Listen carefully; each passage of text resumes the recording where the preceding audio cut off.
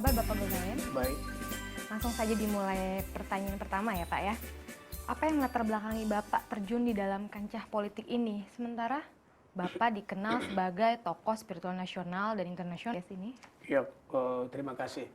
Satu, untuk pertanyaan pertama bahwa untuk memberikan warna di Nusantara ini.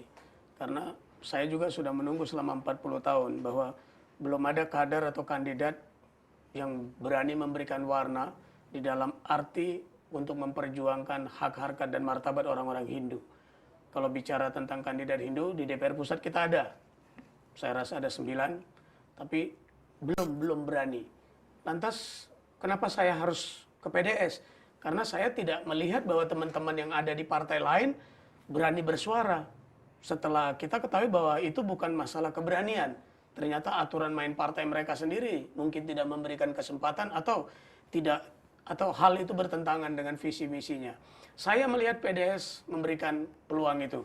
Saya akan bercerita dan akan berusaha memperjuangkan Hindu di sana, mungkin seperti teman-teman lain, seperti Buddha dan sebagainya. Sehingga PDS menjadi pilihan. Karena di PDS saya melihat bahwa hak, harkat, dan martabat para minoritas benar-benar diperjuangkan. Baik. Bergabungnya Bapak di PDS itu kan berlabel Kristen ya Pak ya. Berisiko mengundang persepsi negatif bahwa Bapak mencari sensasi atau sekedar oportunitis demi kursi di DPR. Nah, tanggapan Bapak bagaimana? Saya tidak terlalu memikirkan itu karena saya tokoh nasional. Saya dikenal di kalangan hampir umat Hindu semua. Kalau dibilang A.S. Kobalen mungkin hampir semua kenal walaupun tidak tahu wajah saya. Lantas tentang keberadaan ini bahwa ini partai Kristen, kita harus sama-sama melihat bahwa lambang salib yang ada di Kristen adalah bukan lambang milik agama Kristen. Itu adalah lambang universal. Yang mana rahasia dan pengertian hakiki yang tersimpan di sana ada di agama Hindu. Kalau di sana berbicara tentang pilar dasar, tentang perdamaian, yaitu berdamai dengan diri sendiri, berdamai dengan alam, berdamai dengan sesama, dan berdamai dengan Sang Pencipta. Hal itu juga ada di kitab suci agama Hindu yang disebut dengan Trihita Karana, yaitu menjaga keharmonisan di antara sesama manusia, menjaga keharmonisan manusia dengan alam, dan menjaga keharmonisan manusia dengan Tuhan. Saya rasa hal yang sama juga ada di kitab suci Al-Quran yang disebut dengan Ablum Minanas, hubungan manusia dengan manusia, yang sebenarnya di sana tanpa melihat agama, suku, dan etnis. Cukup padat pengertian di dalamnya, dan ablumin Allah, yaitu hubungan manusia kepada Tuhan. Jadi sebenarnya salib tidak untuk dibicarakan di dalam koridor ini, karena lambang itu membawa misi dan visi perdamaian bagi dunia, bukan kelompok Kristen saja. Oke, selanjutnya ya Pak ya. Bagaimana sih pandangan Bapak tentang pengkotak-kotakan mayoritas dan minoritas dalam hal ini? Ya, di sini yang masyarakat Indonesia harus tahu. Kalau bicara minoritas, sebenarnya Indonesia memiliki multi minoritas. Saya berikan contoh, Ibu suku apa? Suku Jawa. Suku Jawa. Ketika suku Jawa pergi ke Padang, Ibu adalah minoritas di Padang. Orang Padang pergi ke Makassar. Orang Padang minoritas di Makassar. Sebenarnya minoritas ini untuk tidak perlu untuk dibahas. Hanya kami melihat bahwa ada hal-hal strategi ini yang sudah jelas-jelas bahwa di Pancasila tidak ada minoritas. Di Undang-Undang Dasar 45 tidak ada minoritas. Ini adalah kehendak orang-orang tertentu yang ingin mengkotak-kotakkan negara ini. Dan tanpa mereka sadari pengkotak-kotakan ini sudah menodai Pancasila dan Undang-Undang Dasar 45. Dan benar-benar saya mengharapkan kepada semua tokoh yang mengatasnamakan tokoh nasional, yang mengatasnamakan tokoh agama agar tidak menciptakan minoritas. Karena minoritas mayoritas akan memberikan disintegrasi di bangsa ini.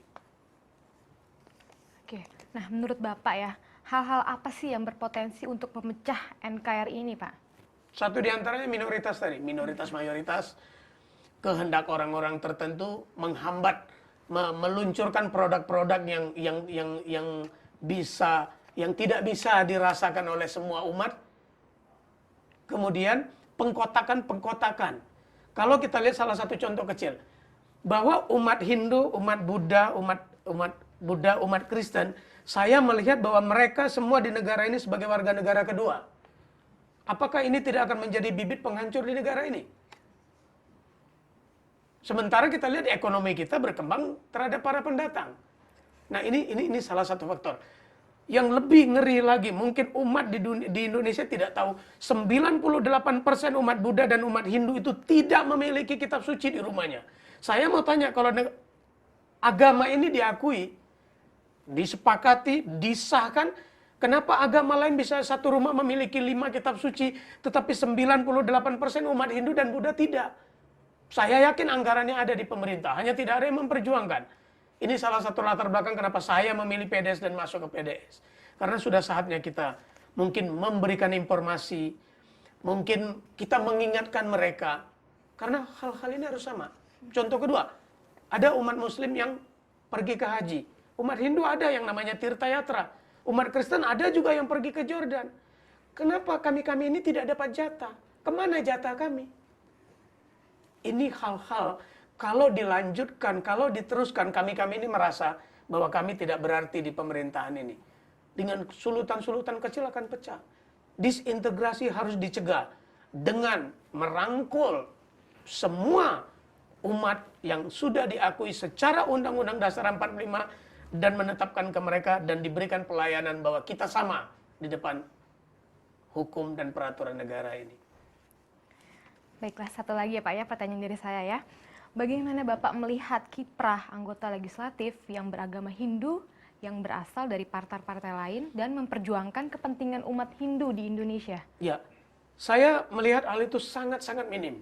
Kalaupun ada, mereka pasti tidak berani terang-terangan memperjuangkan Hindu karena mereka punya garis partai, aturan partai. Mungkin partainya bukan partai agama, mungkin partai nasional. Kita lihat ketika PDS jor-joran sampai walkout memperjuangkan pornografi, hanya PDIP yang bangkit. Mungkin ada lain yang bangkit, saya nggak tahu apakah mereka di belakang tanda tangan. Karena peraturan partai kalau tidak mengikuti keputusan partai, mereka akan di-PAW. Itu yang menyebabkan orang seperti saya terpaksa menggantung jubah spiritual saya untuk turun dalam politik. Banyak orang awam mengatakan politik itu kejam. Menurut saya politik bagian dari ajaran agama yang harus ditegakkan. Karena politik itu sebenarnya baik dan bagus. Hanya oknum-oknum tertentu yang ingin merubah karismatik dan makna politik itu ke arah kepentingan pribadi. Sehingga banyak hari ini kita lihat teman-teman di DPR itu mereka ternoda. Dengan ternodanya individu itu jelas persis merusak citra partai.